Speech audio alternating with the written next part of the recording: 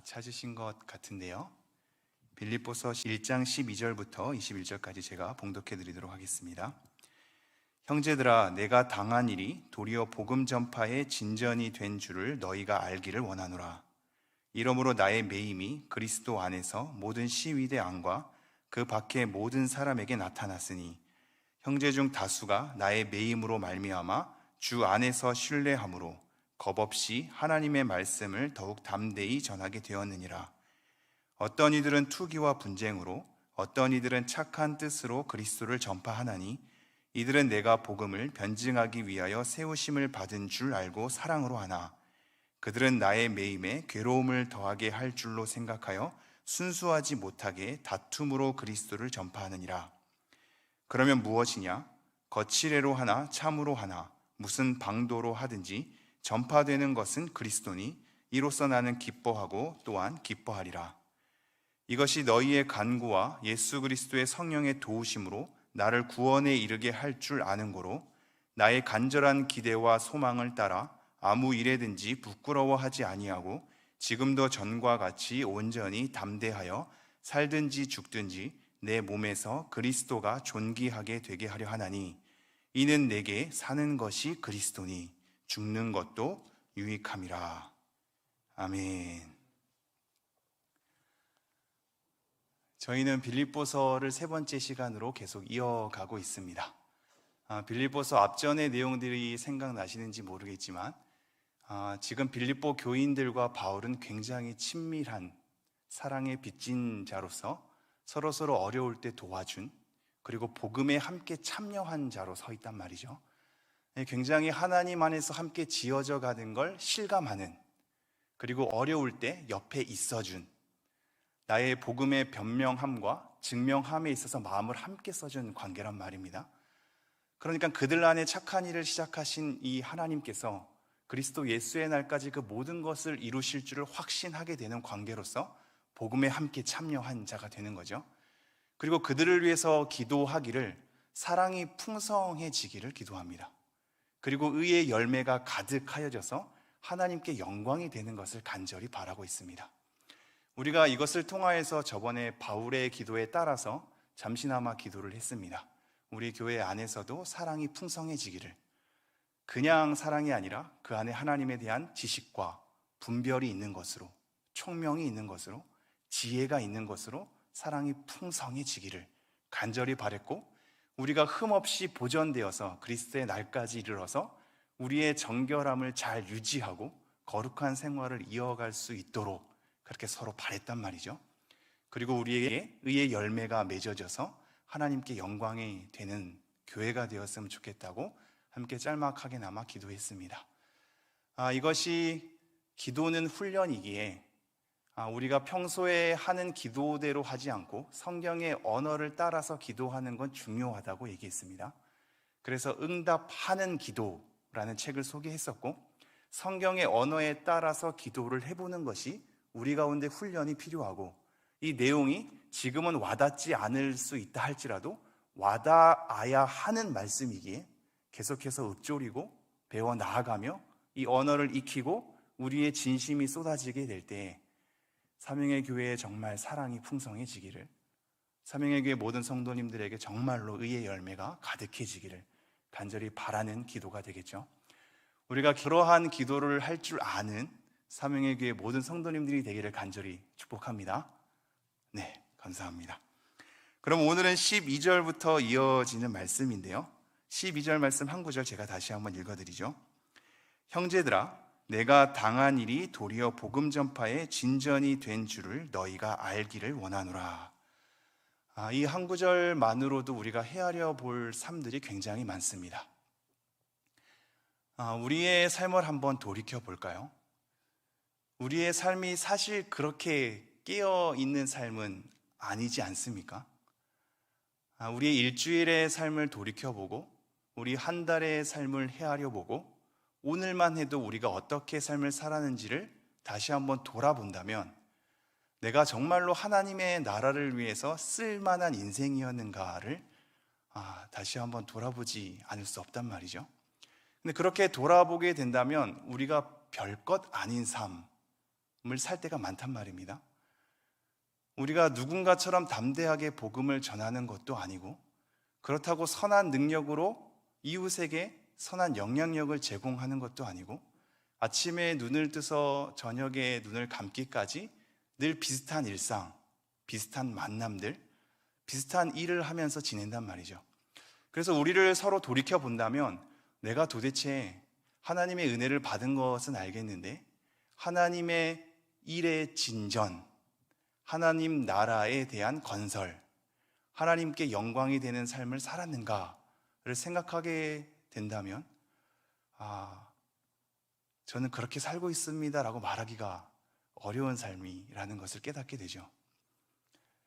우리는 합리적으로 생각할 때 뭔가 하나님 앞에서 열심을 다하고 어떠한 선함을 일으키고 누군가보다도 더 뛰어난 우리의 진정성을 가슴 깊이 사람들에게 보여주고 하는 삶들이 우리 가운데 만연해야 하나님께 쓰임을 받는다라고 생각할 때가 있습니다.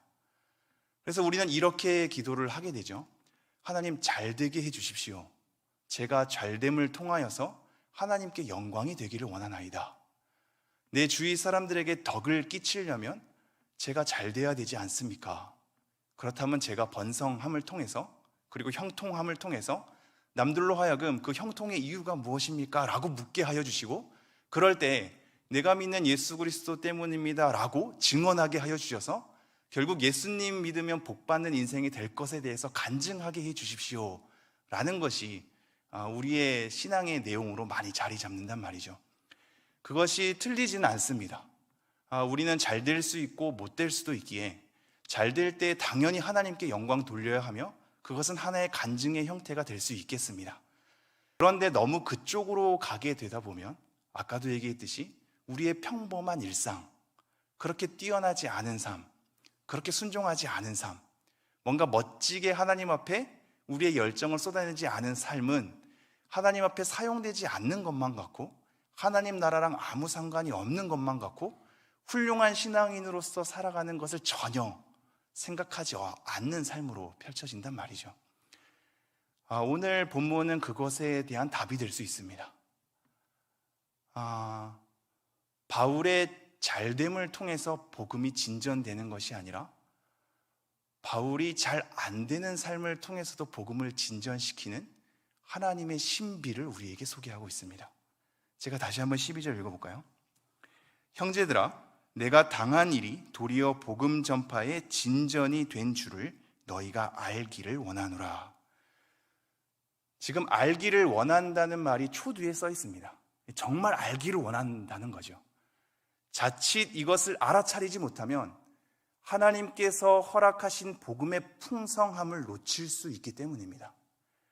자칫 이것을 눈치채지 못하면 하나님께서 하나님 나라를 어떻게 건설하는지에 대해서 편협한 이해가 올 수 있기 때문입니다.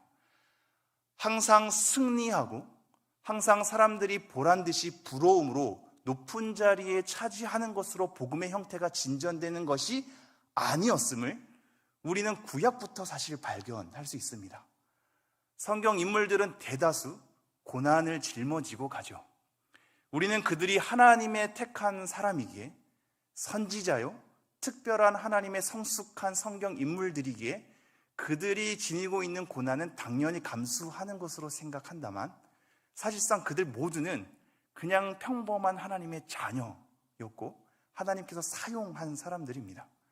우리는 그들을 보며 다시 한번 하나님을 바라봐야죠. 성정이 같기 때문입니다. 그들이 고난이 짊어지고 가는 인생이었다면 우리 또한 고난을 짊어지고 갈 수 있음을 확인하게 된단 말이죠. 바울만 보더라도 승승장구할 줄 알았습니다. 한번 생각해 보시죠. 바울이 가는 곳에 귀신이 떠나갔었고 바울의 그림자만 봐도 바울이 썼던 손수건, 베드로가 썼던 손수건, 그것을 스쳐 지나가기만 해도 귀신이 떠나가고 치유의 역사가 일어났단 말이죠. 바울의 삶을 또한 잠시 돌이켜본다면 그 풍랑 가운데서도 바울 때문에 모든 사람들이 살아나지 않았습니까?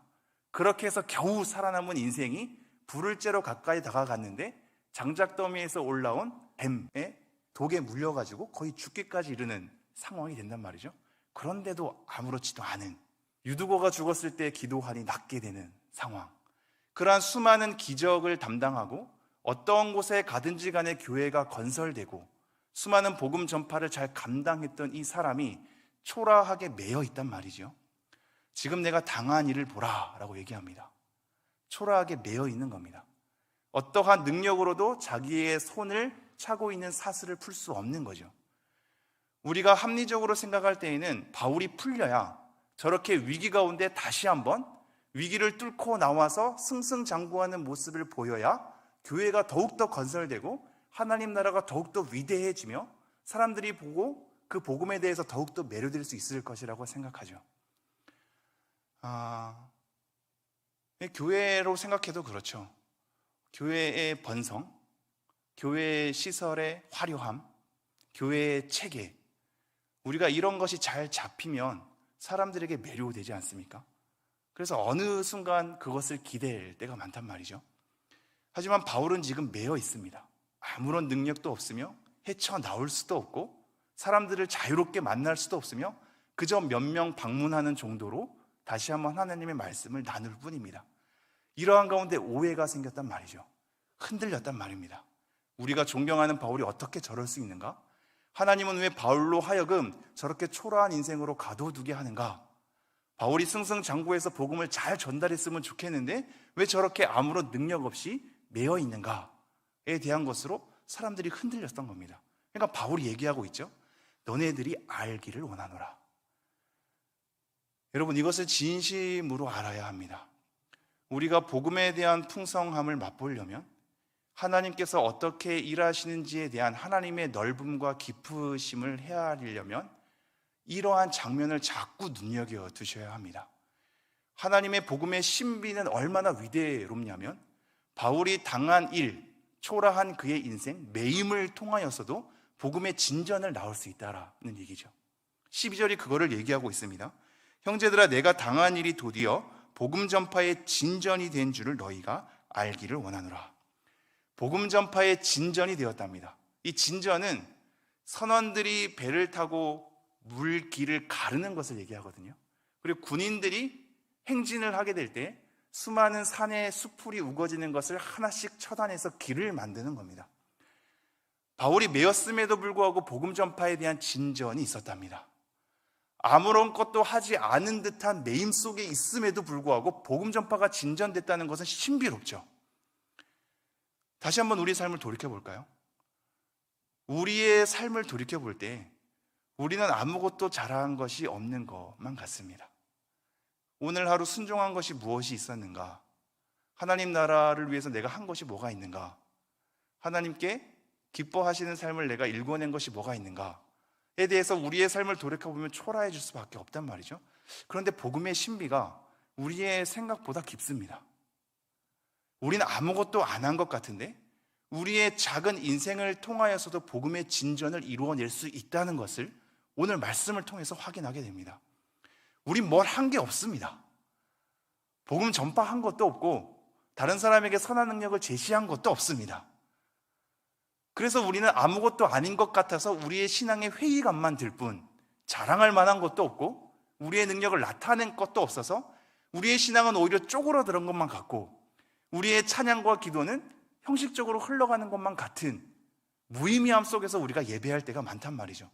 그러니까 바울은 강조하고 있습니다. 너희들이 알기를 원한다. 너희들이 알기를 원한다. 하나님의 일하심은 우리의 생각보다 크다. 너네들의 약함을 통해서도 강함을 일으켜 세워줄 수 있는 분이다. 바울의 매임을 통하여서도 복음 전파의 진전을 일궈낼 수 있는 분이다.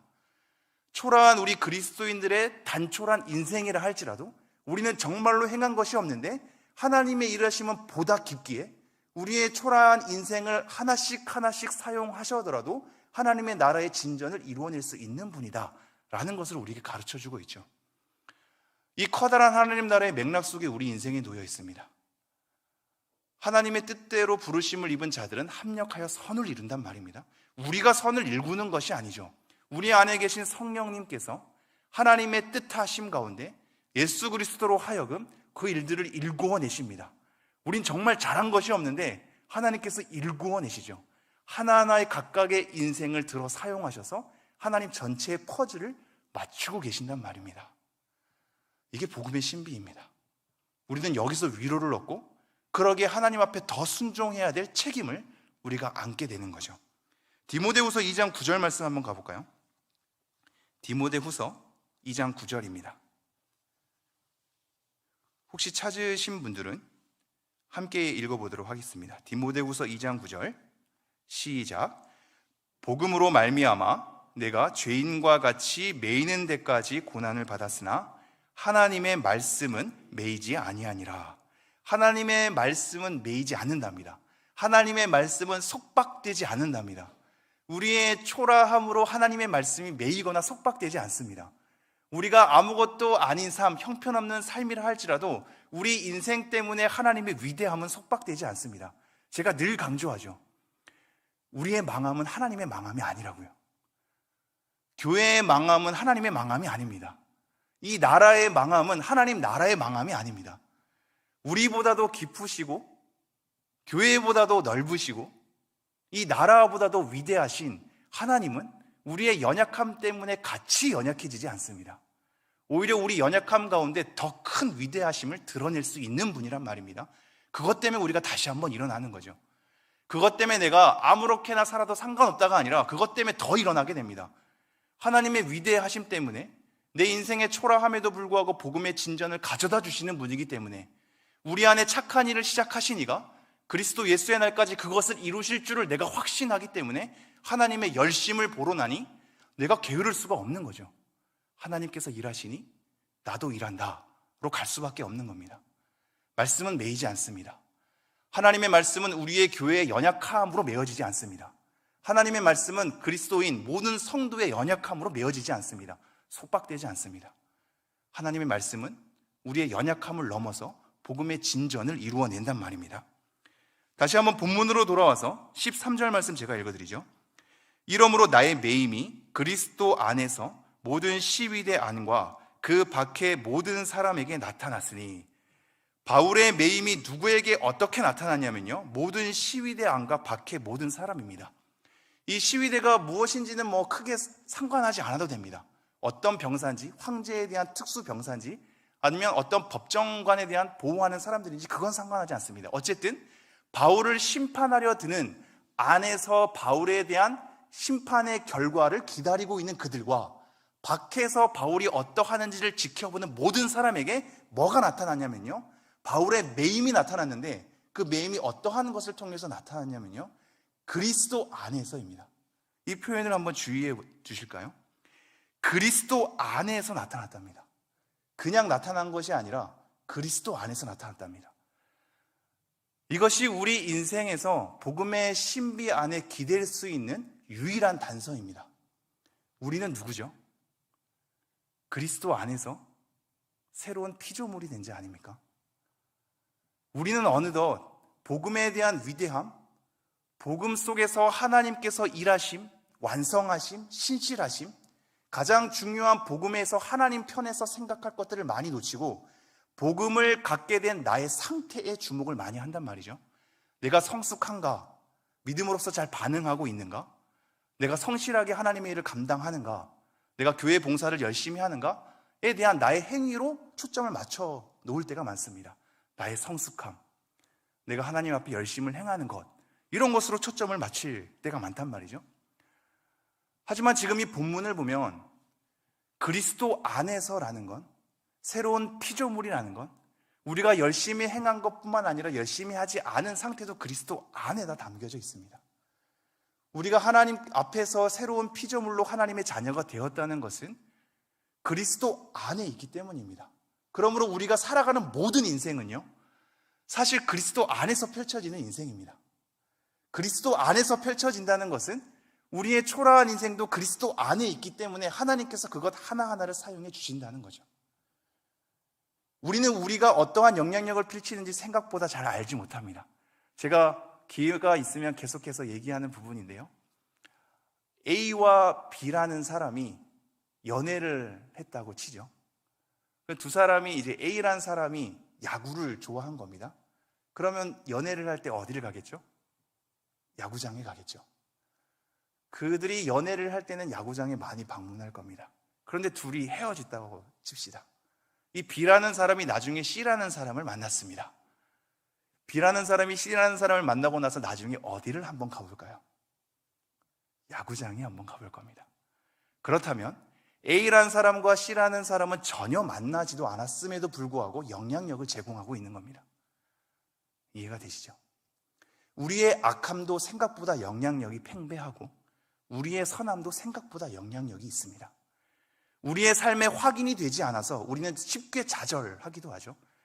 특별히 여러분의 자녀들을 양육하게 될 때, 그리고 교회 안에서는 우리 교육부서를 담당하게 될 때 까마득하거든요. 뭔가 진전이 안 보이는 것만 같습니다. 그것 때문에 쉽게 좌절하기도 하죠. 그래서 우리의 조급한 우리의 삶 때문에 뭔가 그들에게 열매를 맺는 것으로 독촉할 때가 많죠. 그리고 그들이 어느 정도 뭔가를 보여주면 안도를 취할 때가 많단 말입니다. 그러니까 자꾸 무엇을 벌리고 만족하고 끄집어내고 하는 시스템으로 많이 가죠. 정작 그들에게는 공허할 수 있는데 말이죠. 우리는 자꾸 확인하려고 됩니다. 그런데 그 확인이 안 되면 불안해하죠. 초조해하죠. 마음속에 갈증을 일으키죠. 하지만 하나님의 복음의 신비는 그것보다 깊습니다. 눈에 확인되지 않는다 할지라도 교묘하게 하나하나를 이용하는 하나님의 넓음이 있단 말입니다. 우리는 그것을 기대서 가는 겁니다. 그리스도 안에서 바울의 매임이 나타났다는 것은 바로 바울의 매임은 초라한 매임일진데 그리스도 안에 있기 때문에 하나님께서 바울의 인생을 통해서 일하시는 것들을 시위대 안과 밖의 모든 사람들이 보게 되는 겁니다. 그게 그냥 매임이 아닌 것을, 그냥 초라하게 연약하게 짊어지고 가는 매임이 아닌 것을, 그의 매임은 죄로 인한 결과 때문에 매인 것이 아니라 그리스도 때문에 매임당한 삶을 감당하고 있음을 확인하게 되는 거죠.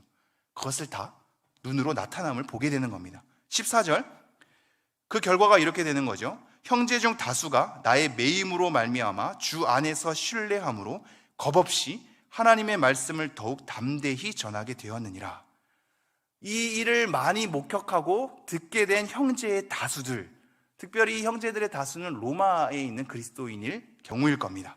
이 형제 중 다수가 나의 매임으로 말미암아, 바울의 매임으로 말미암아 주 안에서 신뢰함을 얻었답니다. 왜 이런 매임으로 신뢰함을 얻었을까요? 그리스도 안에서 나타난 매임임을 확인했기 때문이죠. 그래서 주 안에서 신뢰함을 얻었답니다. 아, 저것이 하나님 안에서 펼쳐질 수 있는 거구나. 나는 바울이 붙잡혔다는 걸 듣고 그의 초라하게 펼쳐지는 말년의 삶을 보면서 오히려 복음이 왜곡되는 것은 아닌가, 하나님의 나라가 초라하게 끝나는 것은 아닌가 불안한 마음이 있었는데 오히려 그리스도 안에서 그 매임이 나타남으로 인해서 아, 하나님의 복음의 신비는 바울의 매임을 통해서도 일하실 수 있는 거구나를 확인하게 되면서 더 신뢰하게 되는 거죠. 그러므로 조금 거친 표현으로 사용하겠습니다. 성도의 초라한 죽음은, 죄송합니다, 양해해 주십시오. 양해를 구하고 이런 말 하면 안 되겠네요. 그냥 하지 않아야겠네요. 네. 성도의 초라한 죽음은 그냥 무의미한 죽음이 아닙니다. 우리 성도들 안에서 수많은 장례를 경험하지 않습니까? 말년의 삶을 볼 때 아무것도 이루어내지 않는 삶으로 돌아가시는 것을 목격하게 되는 경우가 많거든요. 특히나 요양원에서 계시다가 생을 마감하게 되는 분들, 인생의 말년이 예전에 젊었을 때는 기도도 열심히 하고 전도도 하고 많은 것을 한 것 같지만 인생의 말년이 아무것도 하지 않게 요양원에서 보내다가 생을 마감하게 되는 것으로 생각한단 말이죠. 그러나 그러지 않는 것을 우리는 지금 이 복음의 신비 속에서 얘기를 하는 거죠. 매임을 통해서도 일할 수 있는 하나님의 복음의 신비, 그것 때문에 주 안에서 신뢰함을 맛보는 겁니다. 주 안에서 수고한 모든 것이 헛되지 않음을 우리는 고린도전서 15장 58절로 확인한단 말입니다. 헛되지가 않은 거죠. 우리가 행한 모든 헌신과 하나님 앞에 사랑의 수고, 소망으로 바라봄과 믿음의 열심으로 했던 모든 일들이 절대 헛되지 않음을 우리는 확인하게 됩니다. 그러니 생의 말년에 초라하게 끝날 것 같은 그들의 인생 속에서도 하나님께서는 그것을 허용할 수 있구나, 그리고 그것을 통해서도 일하실 수 있구나를 확인하게 되니 더욱더 신뢰함으로 가게 되는 겁니다. 이것이 왜 우리에게 중요할까요? 우리의 가족 가운데 아픈 사람들이 생길 때 우리의 가족 가운데 사업에 실패하는 사람들이 생길 때, 우리의 가족 가운데 신앙에 열심히 있다가 잠시 교회를 떠나가는 경우가 생길 때, 도대체 하나님, 내가 무슨 죄를 저질렀길래, 무슨 불순종을 했길래, 내가 남들보다 못한 게 무엇이길래 하면서 가슴 깊은 가운데 응어리가 진단 말이죠. 그런데 복음의 신비를 보십시오. 그럴 수 있음을 우리에게 얘기한단 말이죠. 여러분이 잘해도 자녀가 잘 안 될 수 있음을 얘기할 수 있단 말입니다. 여러분이 신실했음에도 불구하고 여러분의 남편이나 아내가 사업에 실패할 수도 있음을, 하나님의 복음 가운데 그게 허용될 수 있음을 확인한단 말이죠. 그의 매임은 실패로서 끝나지 않는답니다. 그러니 하나님 앞에 더 신뢰하게 되는 거죠. 아, 이것이 주 안에서 다 일어날 수 있구나. 이것이 하나님을 믿는 성도 가운데 고난으로서 감당할 수 있구나. 나는 이 땅 가운데 보상받기를 원하는데, 하나님, 고난이 지금은 있어도 언젠가는 회복시켜 주시겠죠. 하나님, 지금은 뭔가 우리가 안 되는 것 같은데 나중에는 결국 승리하게 해 주시겠죠. 이것이 우리의 이 땅 가운데 보상받고자 하는 마음인데, 끝까지 그러지 않을 수도 있음을, 그러나 그것은 하나님께서 버린 것이 아니라 하나님의 복음의 신비 가운데 펼쳐질 수 있음을 얘기한단 말이죠. 이것이 교회 가운데 계속 전달되어야 합니다. 생각보다 승리하는 사람들은 많지 않습니다.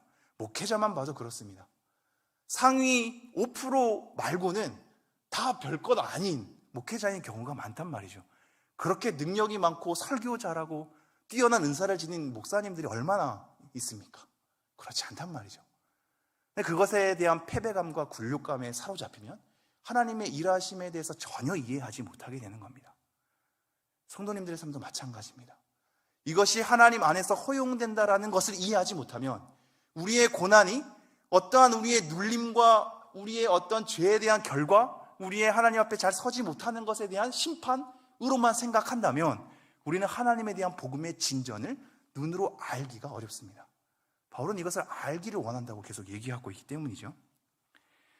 형제의 다수는 이것을 알았습니다. 그래서 주 안에서 신뢰함을 얻게 되고, 그러므로 겁없이 하나님의 말씀을 더욱 담대히 전하게 되었죠. 왜 겁없이 담대히 전했을까요? 나도 체포될 수 있다. 그런데 그것이 지금 나에게 두려움의 내용이 아니다는 것을 알게 되는 거죠. 나 이거 하다가 순교할 수 있다. 죽을 수 있다. 가족과 생이별을 맞이할 수 있다.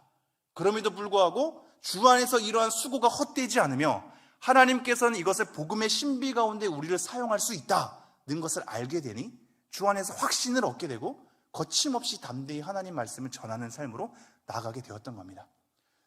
여러분, 이것이 생각보다 중요합니다. 우리는 생각보다 두려움이 크기 때문입니다. 저도 두려움이 큽니다. 하나님 말씀에 순종하다가 오히려 잘 안 되는 것을 많이 경험했기 때문이죠. 정말 그러합니다. 저의 사역의 과거를 돌이켜보면 정말 저게 아무도 이름도 없이 빛도 없이 섬기면 하나님께서 언젠가는 잘 되게 해주실 줄 알았거든요. 근데 끝까지 모릅니다. 끝까지 몰라요.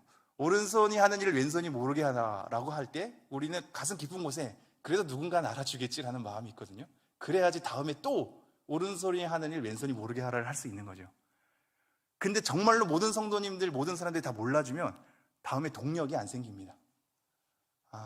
그런 것을 많이 경험하게 되다 보면 얕게 행동하는 것이, 계산적으로 행동하는 것이 보다 현실 속에서 많은 승리를 가져다 주는 것을 경험하게 됩니다. 그럼 우리의 믿음의 잣대가 흔들리게 되죠. 나도 저렇게 교묘하게 흘렸어야 되는 것 아닌가? 나도 저렇게 계산적으로 뭔가 했어야 되는 것 아닌가? 로 흔들리게 됩니다. 저는 앞으로도 흔들릴 겁니다. 수많은 목회하면서 흔들리겠죠? 성도님들도 흔들릴 겁니다. 그때마다 이 말씀을 자주 확인하셔야겠습니다. 우리의 잘 안 되는 삶을 통해서도 복음의 진전을 일으킬 수 있는 하나님의 복음의 신비를 말이죠. 15절입니다. 어떤 이들은 투기와 분쟁으로, 어떤 이들은 착한 뜻으로 그리스도를 전파하나니. 이들 중에는 두 부류가 있었습니다. 한 부류는 투기와 분쟁으로 그리스도를 전파했답니다. 그리고 또 한 부류는 착한 뜻으로 그리스도를 전파했답니다. 우리는 이 말씀을 보면 투기와 분쟁이라는 것이 하나님께서 기뻐하지 않는 삶이니까 그리스도를 전파하는 이들은 유대인이거나, 투기와 분쟁으로 그리스도를 전파하는 것은 유대인이거나 아니면 다른 복음을 전하는 사람으로 우리는 쉽게 생각할 때가 있습니다. 사실 그렇지 않습니다. 우리 밑에서 보면 이렇게 되나 저렇게 되나 어떠한 방도든지 그리스도가 전파되는 것에 대해서 기뻐하거든요. 그렇다면 정말로 그리스도가 전파된 겁니다. 유대인이 그리스도를 전파하는 것은 아닐 테죠. 다른 복음을 가진 자가 그리스도를 올바르게 전파하진 않겠죠. 다른 복음으로 그리스도가 전파된다면 바울이 기뻐할 수 없습니다. 그렇다면 이들은 누구냐? 정말로 그리스도를 전파하는 같은 교회된 성도입니다. 그럼 우리는 헷갈리죠. 같은 성도가, 같은 그리스도인 된 자가, 같이 하나님의 나라를 건설하는 자가, 같이 주를 섬기는 자가, 한 성령 안에 있는 자가, 한 하나님을 섬기는 자가 바울의 이러한 삶을 통해서 투기와 분쟁을 일삼을 수 있는가? 헷갈리지 않습니까? 근데 보다 해답은 쉽습니다. 우리 교회에서 삶을 확인하면 됩니다. 우리는 같은 하나님을 섬기고 있고, 같은 주를 고백하고 있고, 같은 성령 안에 있는데 우리 안에서 투기와 분쟁이 있을 수 있지 않습니까? 마찬가지인 겁니다. 한 하나님을 섬기면서도 투기와 분쟁이 일어날 수 있음을 우리는 눈으로 확인하게 되죠. 이 투기와 분쟁이 어떠한 내용이었는지는 성경에서 얘기하고 있지 않습니다. 다만 추측하기를 로마 교회에는 바울이 세운 것이 아니기 때문에 로마가 이미 그리스도인들이 있었고 바울이 나중에 로마로 건너오게 되면서 알게 모르게 영향력을 지녔단 말입니다. 그런데 바울의 매임을 통하여서 바울이 잘 안 되고 본인들의 이 위상이 점차 높아지는 줄 알았는데 오히려 바울의 매임이 복음의 진전을 가져다 주면서 바울이 더 급부상하게 되는 거죠. 그것이 사실 질투가 날 수밖에 없겠죠. 투기와 분쟁이 일어나는 겁니다. 그래서 이러한 투기와 분쟁을 가지고 그리스도를 더욱더 전파를 했던 것으로 보입니다. 성도님들도 그럴 수 있고요. 우리의 전도가 그럴 수 있고 목회자들의 그리스도를 전파하는 내용이 그럴 수 있습니다. 겸손이라는 것이 그럴 수 있습니다. 더욱더 인정받고자 하는 욕구로 겸손을 가장할 수 있단 말이죠. 설교를 열심히 하는 것 또한 그럴 수 있습니다. 그리스도를 전파하는 내용은 흠이 없는데 우리 안에서는 투기와 분쟁으로서 그리스도를 전파할 수 있단 말이죠. 바울을 시기하는 자가 그리스도를 전파했습니다. 그리고 어떤 이들은 바울에 대한 위치를 알기 때문에 착한 뜻으로 그리스도를 전파한 거죠. 16절입니다. 이들은 내가 복음을 변증하기 위하여 세우심을 받은 줄 알고 사랑으로 하나. 여기서 말하는 16절의 이들은 착한 뜻으로 그리스도를 전파한 자들입니다. 착한 뜻으로 그리스도를 전파하는 이들은 바울이 복음을 변증하기 위하여 세우심을 받은 줄 알게 되었습니다. 그래서 사랑으로 하는 거죠. 하나님께서 바울을 세우셨구나. 세우신 바울이 매일 수 있구나.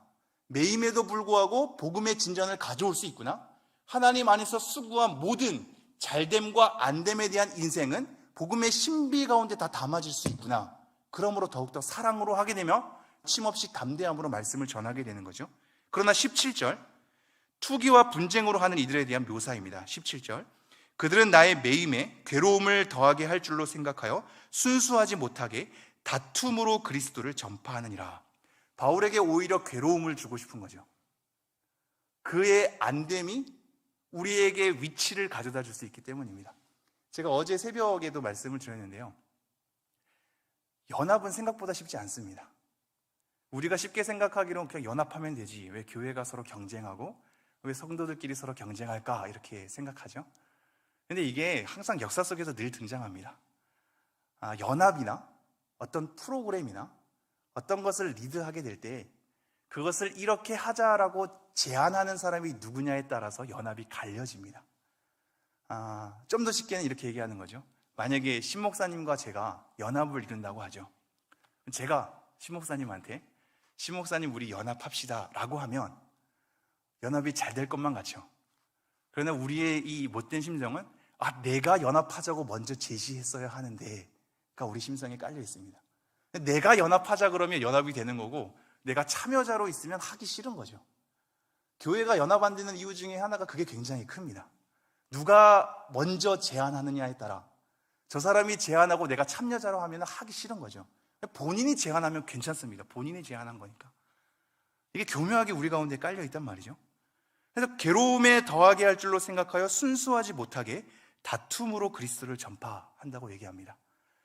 어떻게 하나님의 사람들이 이럴 수 있을까?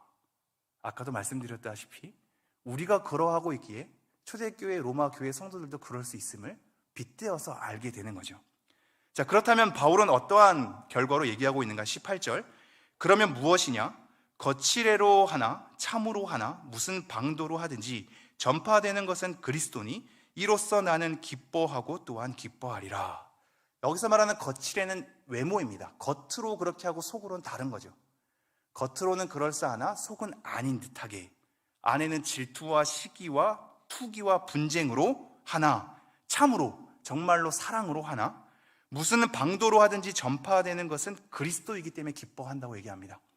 그러나 이 말씀을 오해하지 마십시오. 우리가 결과는 그리스도를 전파하는 것이냐, 우리의 태도와 의도와 마음이 어떠한지는 상관이 없다라는 것을 바울이 얘기하고 있는 것은 아닙니다. 왜냐하면 나중에 빌립보서 2장으로 가면 다툼과 허영으로 하지 말라 그러거든요. 이 다툼으로 하는 것에 대한 태도와 자세는 잘못되었습니다. 그들은 그래서는 안 되는 겁니다. 그러나 바울은 그것을 넘어서서 그들의 내용에 대한 잘잘못을 가리기 이전에 그리스도가 전파되는 걸 통해서 복음의 진전을 보노라니 기뻐하는 겁니다. 어디를 가도 도착지는 그곳이면 된다라고 만족하는 것이 아니라요, 내용도 중요하나 지금 그들의 내용은 나중에 지적할 것이고, 결과적으로 그리스도가 전파하는 것에 우리가 목격하게 될 때 나는 정말로 이것을 기뻐하지 않을 수 없다라고 얘기를 하는 거죠. 19절 20절 말씀입니다. 이것이 너희의 간구와 예수 그리스도의 성령의 도우심으로 나를 구원에 이르게 할 줄 아는 고로 나의 간절한 기대와 소망을 따라 아무 일에든지 부끄러워하지 아니하고 지금도 전과 같이 온전히 담대하여 살든지 죽든지 내 몸에서 그리스도가 존귀하게 되게 하려 하나니. 21절 이는 내게 사는 것이 그리스도니 죽는 것도 유익함이라. 바울이 지금 마지막에 18절에 그리스도가 전파되는 것으로 기뻐하게 되는 이유, 그것이 바로 19절부터 펼쳐지는 겁니다.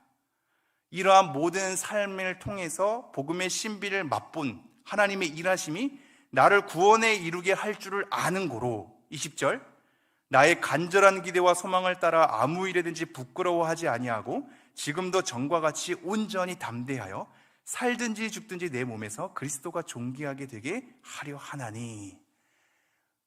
그리스도가 전파되는 것을 기뻐하는 이유는 내가 살든지 죽든지 간에 그리스도가 존귀하게 되는 것을 목격했기 때문이죠. 우리는 이 상태에 이를 수 있을까요? 우리는 생각보다 우리가 잘 되길 원하지 않습니까? 신앙인으로서도 그러길 원하고, 교회로서도 그러길 원하고, 본인 스스로의 성숙함으로서도 그러길 원한단 말이죠. 그러나 내가 살든지 죽든지 그리스도가 존귀하게 되는 삶, 이것이 우리 신앙의 내용에 잘 자리 잡아야 하겠습니다. 그러한 이유는 21절 이는 내게 사는 것이 그리스도니 죽는 것도 유익함이라 라는 이 말씀 때문입니다. 조금 정리해 볼까요? 이 후반절 말씀을 많이 나누고 싶었습니다만 좀 정리해야겠습니다. 생각보다 우리의 삶은 성숙하지 않는 것들을 많이 확인하게 되죠. 저도 자녀를 양육하면 이 어느 순간 이제 40대의 삶을 겪게 되고 벌써 첫째가 10대의 삶을 겪게 된단 말이죠. 부모가 성숙하지 않기 때문에 자녀들에게 제대로 가르치지 못하는 것을 보면서 상심이 될 때가 있지 않습니까? 그래서 이걸 잘하는 건지 못하는 건지도 너무나 정답을 알기 어려운 이 육아의 씨름 가운데 있단 말이죠. 우리의 부모의 뭔가 이 안 좋은 점들이 유전되는 것만 같고, 내가 성숙한 부모였으면 좋겠는데 그렇지 않아서 자녀들을 더 자극하게 하는 것도 있는 것 같고, 잘못 지도한 것 때문에 우리 아이들에게 마음의 상심이 커져서 뭔가 아이들이 성숙하게 자라는데 방해만 되는 것만 같고 하는 것에 대한 수많은 회의와 번민 가운데 자꾸 부모로서의 세월을 겪게 된단 말이죠. 여러분은 이미 그러한 삶을 겪게 됐고 아직도 정답이 뭔지 모르는 채 그렇게 펼쳐지게 될 겁니다. 그때마다 오늘 말씀을 우리가 함께 떠올렸으면 좋겠습니다. 바울의 매임을 통하여서도 복음의 진전을 가져다 주셨다시피 하나님, 우리가 연약한 거 알고 잘 순종하지 못하는 것도 알고 너무 부족한 것도 알고 죄투성인 것도 알고 우리에 대한 수많은 상처와 아픔과 성숙하지 못함이 자녀들에게 고스란히 물려가는 거 아는데, 하나님, 이러한 인생 속에서 우리 자녀들에게, 내 지인들에게, 내 형제들에게 복음의 진전을 가져다 줄 수 있는 하나님의 일하심이 있을 수 있도록 은혜를 허락해 주십시오. 하나님, 우리가 훌륭하진 않을진데 내가 살든지 죽든지 간에 그리스도가 존귀하게 되는 삶을 우리 가운데 허락해 주십시오. 바울처럼 우리가 확신 있게 말하긴 어려울 겁니다. 우리의 매임이 복음의 진전을 가져다 주었다 선언하기 어렵고, 내가 살든지 죽든지 우리 그리스도가 온전히 존귀하게 되길 원한다라고 자신 있게 말하기 어렵겠죠. 그러나 이 말씀을 통해서 우리는 간절한 기대와 소망을 갖게 됩니다. 하나님, 내가 부족한 거 알고 앞으로도 별로 성숙하지 않을 겁니다. 노력하겠지만 수많은 불순종 가운데 제 삶이 펼쳐지겠지요. 하나님, 그런데 정말 간절한 기대와 소망으로 이 말씀 가운데 소망을 품게 됩니다. 나의 연약함과 나의 매임과 나의 훌륭하지 못한 삶에도 불구하고 복음의 진전을 우리 자녀들에게, 나보다는 더 하나님을 경외할 수 있는 자녀로, 나보다는 더 하나님을 사모할 수 있는 자녀로 복음의 진전을 가져다 주십시오. 우리 형제들에게, 내 지인들에게 복음의 진전을 가져다 주십시오. 내가 어떠한 삶을 겪든지 간에 그리스도가 존귀하게 되게 해 주십시오. 내 삶이 형편없지만 이 말씀을 통해서 간절한 기대와 소망이 생깁니다. 하나님, 제발 원하건대 우리의 삶을 통해서 그리스도가 존귀하게 되는 삶, 내가 그 삶을 원하니 우리의 삶을 사용해 주십시오 라는 소망을 갖게 된단 말이죠. 오늘 말씀을 기억했으면 좋겠습니다. 우리는 앞으로도 수많은 실패와 아픔과 상처를 겪게 될 겁니다. 여전히 부모로서 훌륭하지 않아서 자녀들에게 상처를 줄 수도 있겠죠. 그러나 하나님의 복음의 신비는 생각보다 풍성합니다. 우리의 약함 때문에 하나님이 약해지지 않습니다. 우리의 실패 때문에 하나님이 실패하지 않습니다. 교회의 어려움이 하나님의 어려움을 가져다 주지 않습니다. 여전히 신실하게 하나님의 뜻을 이루어내는 하나님의 강함이 우리 약함 가운데서도 드러날 수 있음을, 우리의 약함 가운데 하나님의 뜻이 온전해진다는 바울의 고백, 그것에 따라서 기대어 강함만이 아니라 약함 가운데서도 담아질 수 있는 복음의 신비를 우리의 인생 가운데 허락해달라고, 우리의 교회 가운데 허락해달라고, 조그마한 우리의 인생을 통해서도 그리스도가 존귀하게 되는 삶을 사모하게 하여 주시고 그러한 삶을 겪게 해달라고 간절히 소망하는 우리 모두가 되기를 간절히 축원합니다. 기도하겠습니다. 하나님, 오늘도 이 말씀을 통해서 간절한 기대와 소망을 갖게 됩니다. 우리가 당연히 성숙해야 되고, 당연히 엎드려야 되고, 당연히 더 열심을 가해야 되고, 당연히 더 사랑해야 되며, 당연히 하나님의 영광을 위해서 더 열심히 나아가야 하지만, 우리의 반복된 인생들을 돌아보게 될 때 너무나 훌륭하지 않고 너무나 초라하고 너무나 평범해서 하나님 나라를 위해서 뭔가 기여했는가 의심이 될 정도로 초라해지곤 합니다. 그러나 하나님께서는 바울의 매임을 통하여서도 복음의 진전을 가져다 주셨고, 바울의 살든지 죽든지 어떠한 삶이든지 그들의 삶의 전 영역을 통해서 그리스도가 존귀하게 되는 삶을 가져다 주셨나이다. 우리도 그것을 소망하오니 우리의 초라하고 연약한 삶임에도 불구하고 복음의 진전을 가져다 주시고 그리스도가 존귀하게 되는 삶을 허락하여 주시옵소서. 우리에게, 우리 자녀들에게, 사명의 교회 모든 성도님들에게, 그들의 지인들에게 복음의 진전과 그리스도가 존귀하게 되는 삶을 허락하여 주시옵소서. 이 모든 말씀 우리 주 예수 그리스도 이름으로 기도합니다. 아멘. 네, 함께 찬양해 볼까요? 이제 내가 살아도 찬양하겠습니다.